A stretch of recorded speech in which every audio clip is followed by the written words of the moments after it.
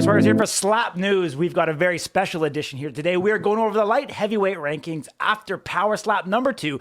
There's a ton of excitement going around. Alan Kleingbeil is calling out the champ, Static. We also have Wolverine coming in hot, announcing that he is dropping down to the light heavyweight division. And we've got Amir. What's Amir's last name, Jeev? Nuruddin is also putting on notice for everybody in the light heavyweight division. We are going to get rocking here, and we are going to get into it. We have a very special guest here with us today. The Kryptonian is joining us live. We are going to go through it. Mr. Ray D, I want you to play that clip of Alan calling out the champion. Yo, what's up, everybody? This is Alan Kleingbeil, a.k.a. the Kryptonian, and I like to formally challenge AJ Hintz for his belt in the light heavyweight division in Power Slap 3. I also like to ask Power Slap to consider to send me to Abu Dhabi so I can take on all of the international fighters in the light heavyweight division and prove once and for all in the global arena that I truly am the world champion in the light heavyweight division of Power Slap. Also, don't forget to check out Power Slap 2 on rumble.com or the app on your phone or on your smart TV. Watch me go up against Vern Cathy and take him out. It's awesome. You definitely want to watch it. So, thank you. Wow. Shots fired. There we go. What's up, Alan. everybody? This is Alan. Alan, what happened here? What happened? You spoiled it. People go to watch Power Slap number 2. They already know the outcome. Come on. You let the cat out of the bag. Yeah. Everybody knew. Everybody already knew. They knew what happened. Let's do a quick recap, man. I mean, we didn't get a chance to, obviously, go deep into it.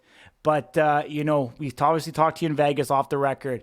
But what did you think of Vernon, kind of during that match, post-match, compared to what you thought going in? Honestly, especially right before the fight, everybody's building up Vern. They're like, hey, you're going to have to take a hit from Vern probably if you don't knock him out. So obviously, after that initial slap on that first one when he didn't go down, now granted they caught him.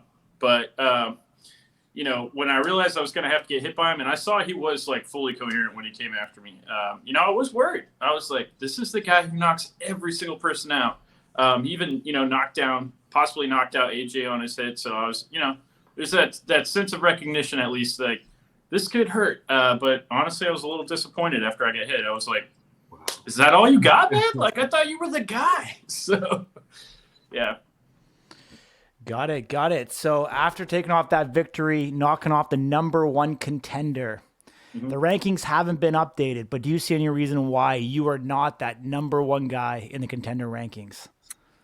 I mean, I don't see why. I've gotten 2 consecutive wins. One is by decision, of course, and then the other one is TKO. So, maybe Donovan Cross might stay in the number 1 slot now, and I might drop down to 2. But personally, having taken Vern's shot and just seeing what happened to AJ and everybody before him, I think I should be number 1. I should get that title shot for sure. Gotcha. Well, we, in any true fashion, the way that a champion would go about it, it looks like AJ humbly accepts your challenge. He's always ready for the Static, man. This division here, light heavyweight, is gearing up to be absolutely electrifying. Like this is going to be a nuts division. I think everyone's going to have to watch this one for years to come. I agree with you, Juice, 100%. It's going to be, ecstatic, not to have a double entendre there, but yeah. Definitely. I actually like what you're doing here. You're not sitting back and you're hoping that Erica calls you and offers you this fight. If you can drum up the interest and the excitement going in, then she has to give you this fight. Getting, the people in the media, getting the fans on your side, getting people involved is a very, very smart tactic and strategy. So you think you're ready after 2 fights to go for that belt? I've taken a hit. I've taken a mean hit, and I think that I have more than enough for what it takes. I think I respect AJ 100%, but you know what? I think having taken a hit from Vern, not being knocked down, and delivering a knockout blow to him, I'm ready to go. I think I have what it takes to be the world champion, not just the United States champion, but I think they should send me across the pond, take on those international fighters, and remind them that the United States of America is number one. So Yeah. Attaboy. Now, do you think your previous experience with combat sports and the training that you've done is going to help you put you above the field when you see your competitors in the light heavyweights? I think so. I mean, like the number one thing that I would say to anybody is like learning how to take a hit in general in any combat sport is a huge thing.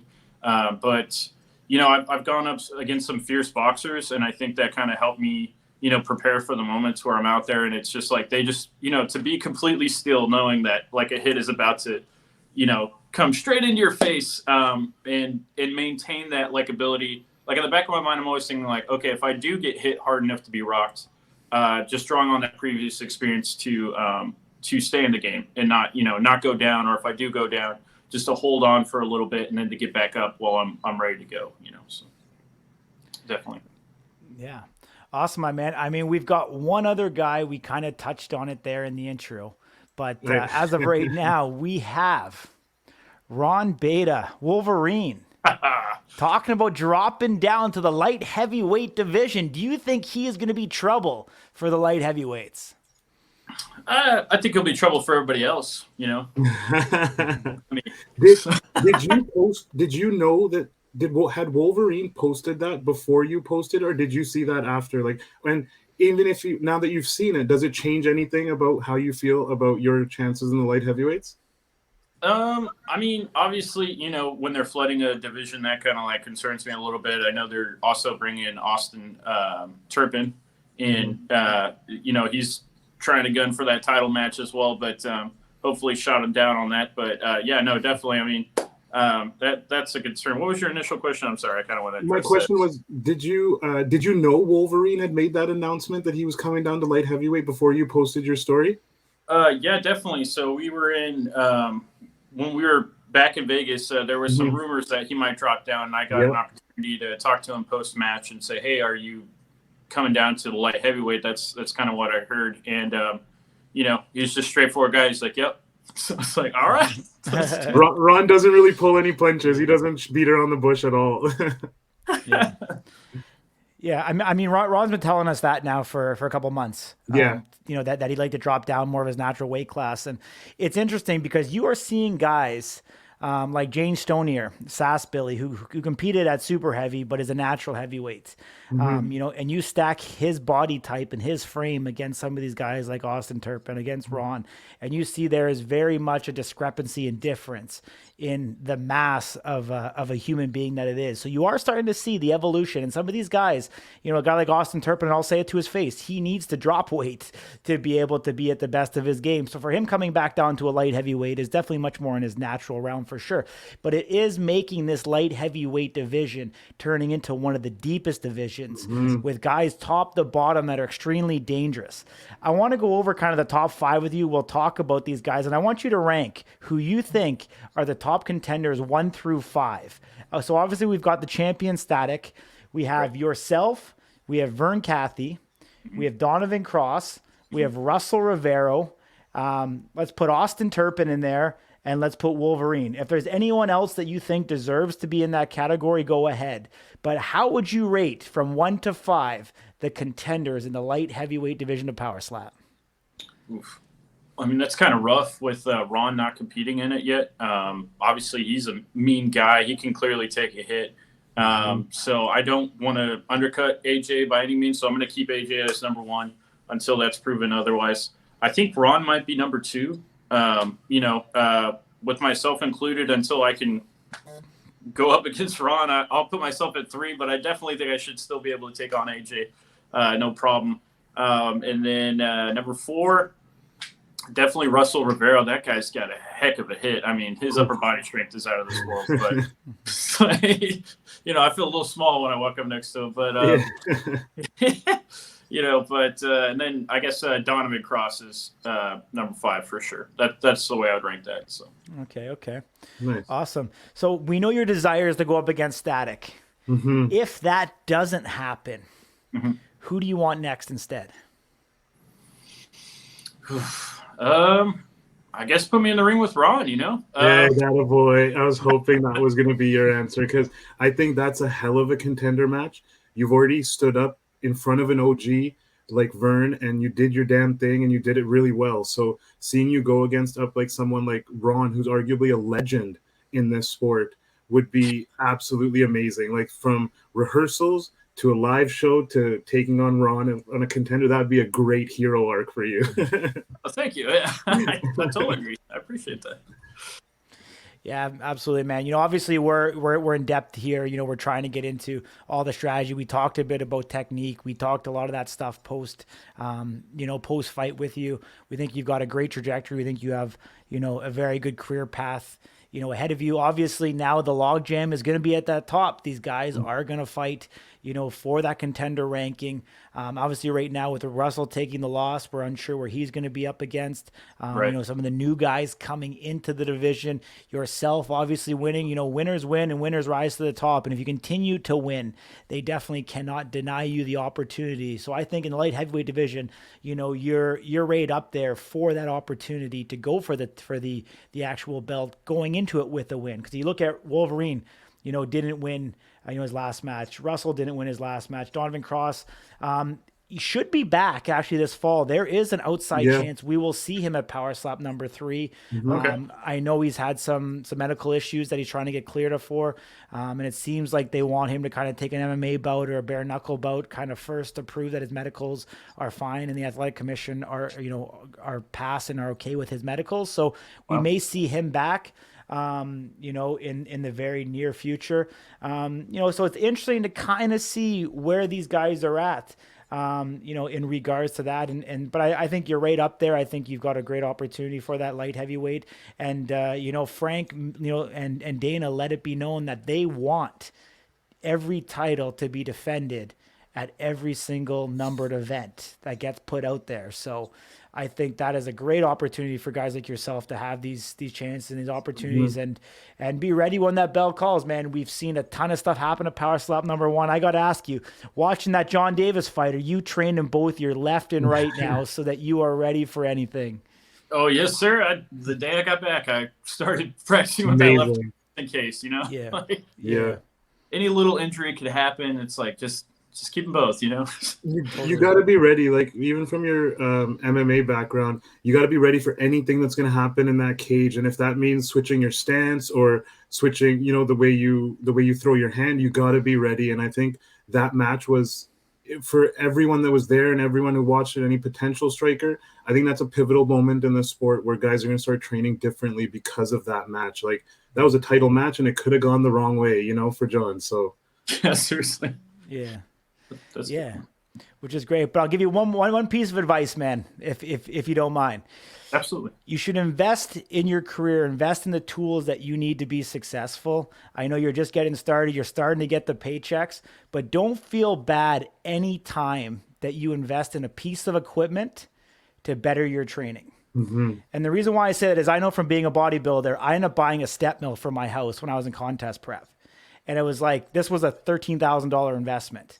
But that's no different than buying a hammer to put in your belt if you're a carpenter. Like these tools of these trades are going to help you along the way.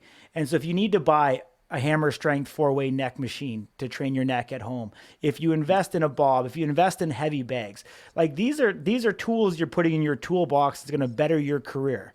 So don't be frugal about spending on tools that will allow you to improve in your actual craft of slap fighting. And so I just want to say that for anyone who's listening, not only Alan, but invest in yourself, invest in the craft. That is wise money spent. And don't feel bad if you do, because I've been there and I know what it's like. So that's my word of advice for you here today. No, thank you. I totally agree. I mean, these bobs aren't cheap. They're like $400, like brand new. So, but I would say it was 100% the game changer for me because I was practicing, I was training, and surprisingly, the MMA gym I go to has all of the equipment except for a bob. So I was like, what? I have to be able to train on those angles on that chin specifically. So, Yeah.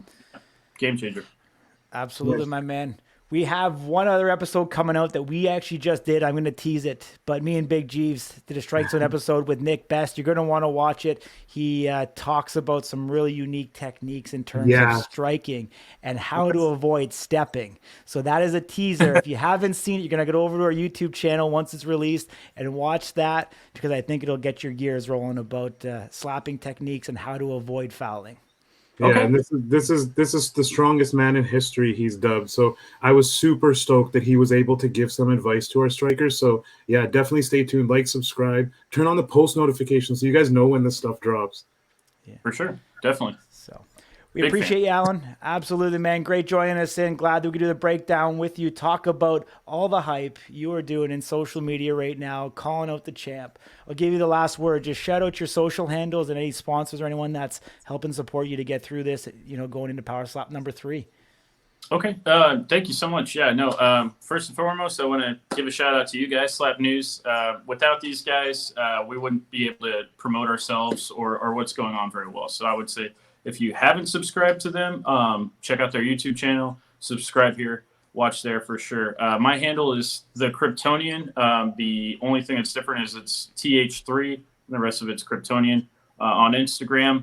And then I think my Twitter handle is Alan_Kleingbeil, and you can look up how to spell that. But but yeah, those are the two places you can find me specifically. And of course, please go and watch Power Slap. Go on to rumble.com. Those guys are our exclusive promoters of the digital content that we have. I know you can see some of it on YouTube, but definitely go out, subscribe, download the app on your TV or on your phone, and make sure you watch it through Rumble, because our matches are awesome and they're worth watching.